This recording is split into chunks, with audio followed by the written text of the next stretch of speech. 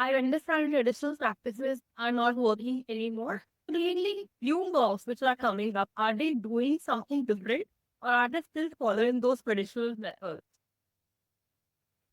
Firms that are producing good work certainly are doing something different. They're not operating in the same paradigm as our 90s practice or the prima donna practices, where the principal architect is the face and the fountainhead of all work. That is not true anymore. And I don't think any good contemporary practice can claim complete, they can have that kind of claim on work. We all have to create, like, operate in a very fluid sort of world.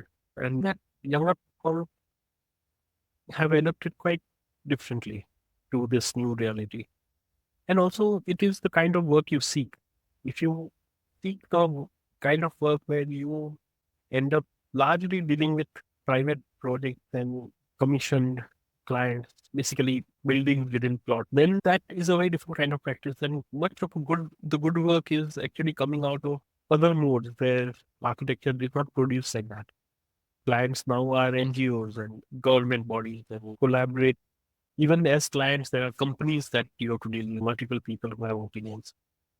So it is the same one-to-one interaction that you have. That itself changes the mode of practice, because then different people at different stages have all these crisscrossing relationships which actually form the pattern. So that way, I think the lot of contemporary firms, at least the ones that we are interested in or who are doing good work, have a very different way of looking at the world. And the problems are also different. I mean, in the 90s, it was critical to figure out a way to survive simply, month after month. But that is not the challenge anymore.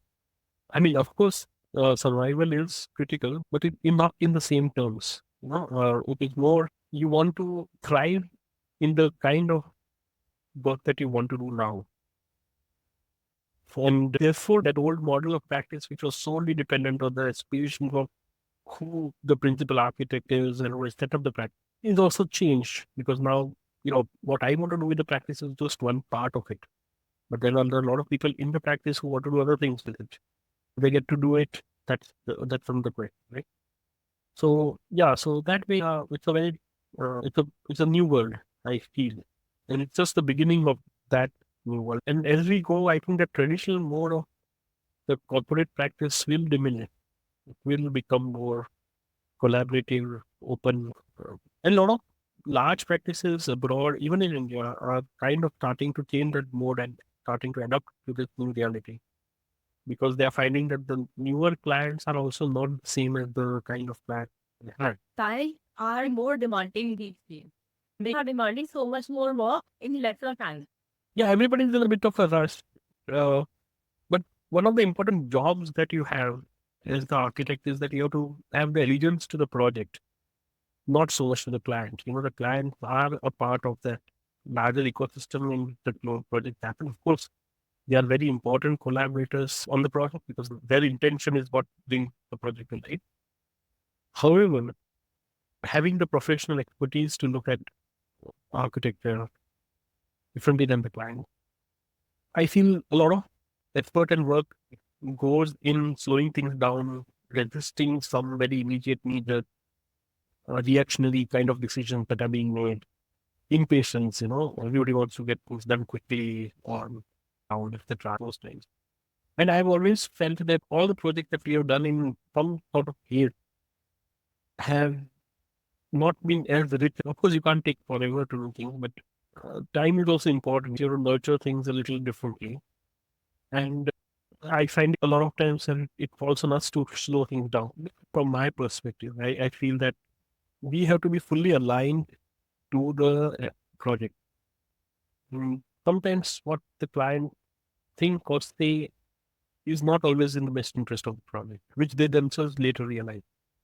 If we let go, then we get dragged into decisions that are taken in haste and not completely thought through. That is something we have to resist, because that kind of process has its own problems, and when it happens with a lot of times, it's a difficult. But yeah, he's right here. Everybody's in a rush. I don't know how to deal with that. And we are also people now.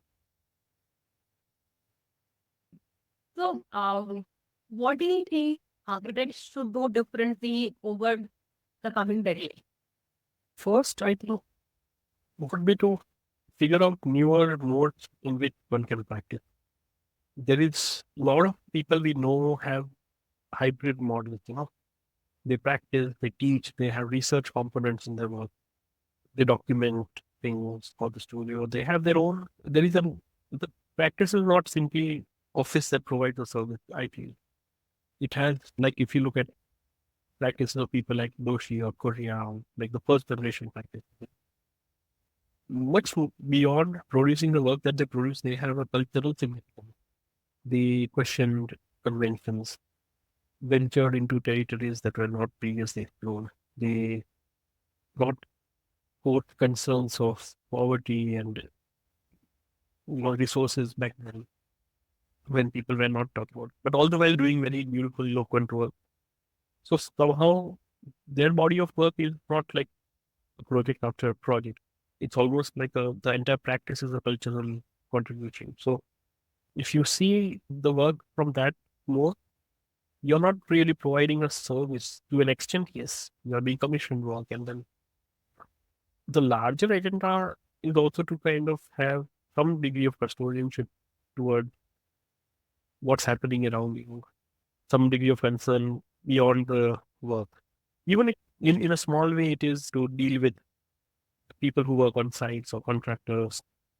How can you create some sort of ecosystem where people get to work, get to do good work? So those are smaller contributions that a practice can make. And in the next decade, I feel that a lot of focus would go into this, looking at new and hybrid models of work, not the traditional, you know, again, not a traditional service, providing a service sort of practice, more to do with what is a larger concern kind of practice. Um, that also changes the way a lot of younger people are working. I mean, for them, looking at the practice becomes a vehicle for their worldview, and vice versa. It becomes a kind of a departure through which things filter into their world. So it is not simply that, to a lot of people we know who are doing good work, it's not simply that they're waiting for the client to approach them and start the project, but they are going out associating with NGOs, figuring out how to do good things in small scale.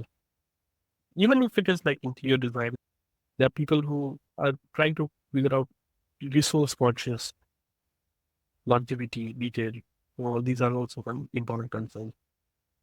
So people are, I can see that, including us, it's a struggle. I mean, we still have to operate in that traditional exchange of providing a service and creating sustenance out of it. But that is not the transitory kind of relationship we have with the world. That is now just a small part of it. The larger part is something else. That something else is for everybody to figure out.